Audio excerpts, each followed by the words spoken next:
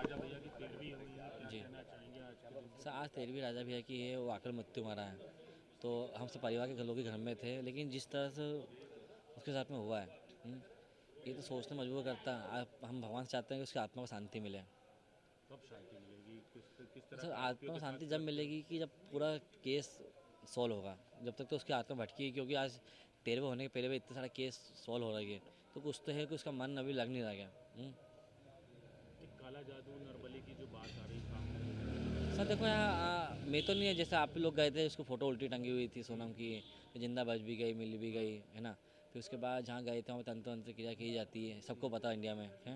तो वो सोचे अपन उस तरफ से, मैं क्या आप भी सोचो कभी, ये आपका बच्चे से कब कैसे हो, तो आपके माइंड में ऐसा आएगा कि ऐसा कुछ करा कि उनने उनने उनके पापा को बचाने के लिए, ये मेरे पापा को अटैक वटैक आया तो उसने लव मैरिज करके देवी हैं। सिंह की। हाँ, देवी सिंह जी को अटैक आया था, उनको बचाने के लिए एक लड़के को मोहरा बना के उसको मार डाला। तो ये कितनी गलत बात है यार।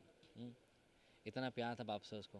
हम्म, शिलोंग पुलिस से कुछ बातचीत हुई? किस तरह का अभी वहाँ नहीं चल सर, रहा है मेरी इंश्योरेंस? बात सर नहीं हुई, मेरी बात जिस नहीं तरह हुई। से गुमराह कर रहे हैं पुलिस को। सर, गुमराह करा तभी तो मैं नाको टेस्ट की मांग कर रहा हूँ कि गुमराह जैसे उसकी हिम्मत बहुत है सर, आप बात मानो। जिस टाइम पर इंदो आक्रोश में बैठा था वो इंदो लेके चली गई है। ये डेयरिंग तो अच्छे अच्छे लोगों में नहीं होता है।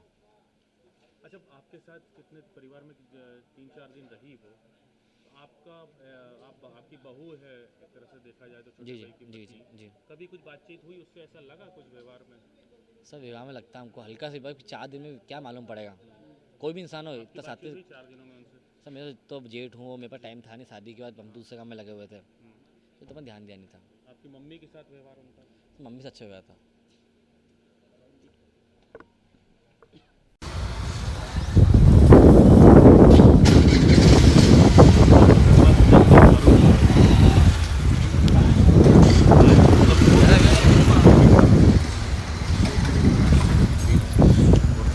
भैया, आज राजा भैया की 13वीं थी, किस तरह के व्यंजन उनको पसंद थे जो आज बनाए गए थे?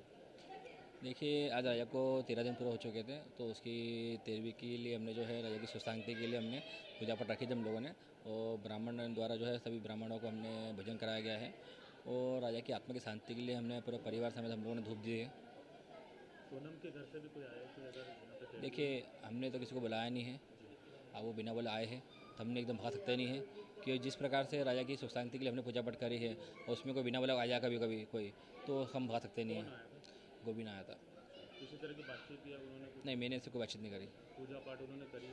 नहीं, पूजा पाठ उसने कोई नहीं करी है, उसने खाली जो जल छोड़ते हैं वो सिर्फ जल छोड़ा उसने बस। और हम लोगों ने आज सोनम के नाम का भी जल छोड़ दिया हमने है, तो सोनम हमारे लिए कुछ भी नहीं है, सोनम हमारी मर चुकी है। अच्छा, 2 दिन से लोगों का जो आक्रोश देखने को मिल रहा है, तो लोग ये भी कह रहे हैं कि सोनम के परिवार पे भी, जो माता पिता है, भाई पे भी केस दर्ज होना चाहिए, उनसे भी पूछताछ होना चाहिए। देखिए, मेरा मानना तो ये है, इसमें जिस प्रकार से लग रहा है इसमें, तो एक एक करके खुलासे नए हो जा रहे हैं, तो इसमें सोनम की माता पिता से जो है पूछताछ करना चाहिए, क्योंकि इस प्रकार से जो चीज़ें पूछताछ होगी उनसे कभी, तो कुछ बातें जो है अभी छुपी हुई है वो सारी चीज़ उजागर हो जाएगी इसके अंदर। और इसमें ईडी की जांच होगी, ये अपने चलता है, नारकोटिक की जांच होती है इसमें कभी है, तो सोना के पिता से भी होना चाहिए, सोना की माता राम से होना चाहिए, और गोविंद से सभी से होना चाहिए, क्योंकि सभी सब लोग सक्के दायरे में भी है।